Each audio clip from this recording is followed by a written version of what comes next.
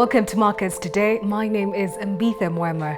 It's a Thursday, just one other trading day, and we can call it the end of the month. But what is happening?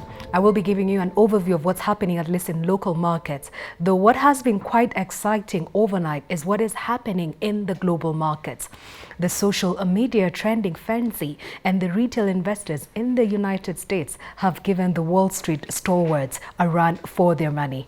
A bit more on that later on. But first, the NSE. What was happening yesterday?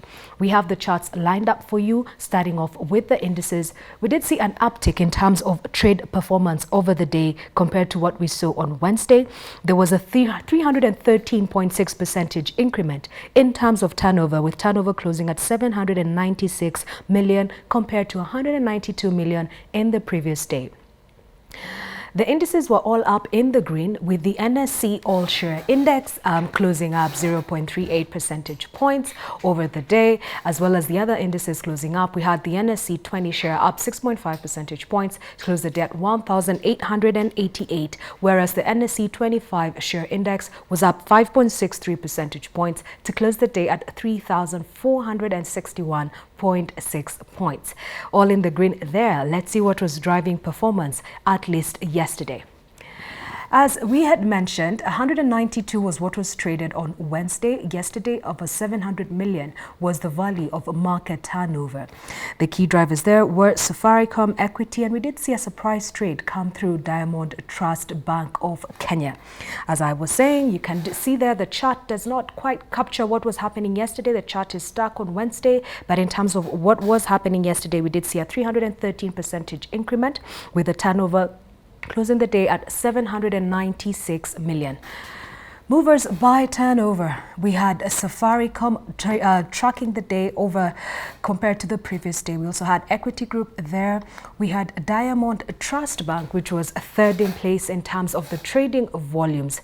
A bit of interest there from the foreign investors over the day. Let's see who the top gainers and who the top movers were yesterday and what was happening on the Nairobi Securities Exchange. We have the data points coming up to you. You can see there the top movers. We can see a list of the top movers over the day, and Safaricom was at the helm. There was also Equity Group as well as another list of top tier companies that were trading. Yesterday's data actually has us showing Diamond Trust Bank of Kenya having an interesting trade over the day. Now, when it comes to looking at the banking stocks in Kenya, Diamond Trust Bank and I&M Holdings have been trailing the pack in terms of investor interest. Over the last couple of weeks, we have been seeing dotted activity in these two stocks. And yesterday, Diamond Trust Bank, the previous day, some interesting trades coming through I&M Bank.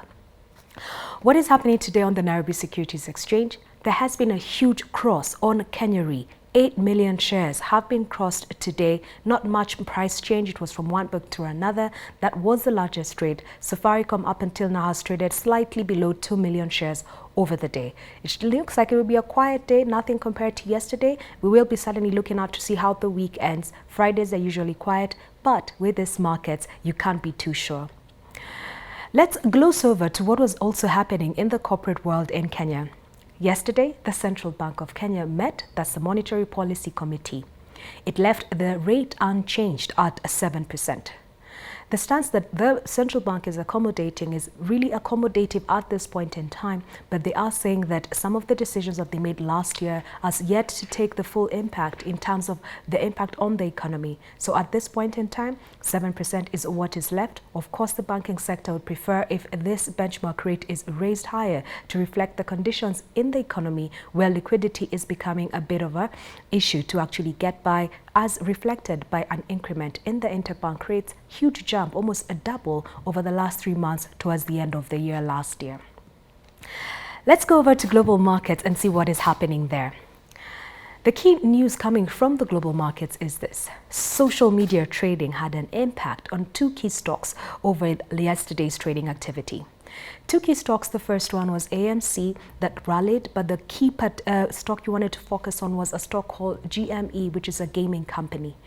Now, what happened yesterday is a hedge fund had taken an option position on this particular stock. The retail investment community got hold of this and decided to act against the position that this hedge fund had taken. Retail investors were buying and telling each other buy and hold. This information was coming through the Reddit platform, where there is a social media platform and a handle which is Beat Wall Street, where investors were actually coming up to understand what was happening and looking for upside opportunities. It was quite an emotional day because most of the investors were saying that in the 2008 financial crisis, the government actually bailed out the perpetrators of the crisis.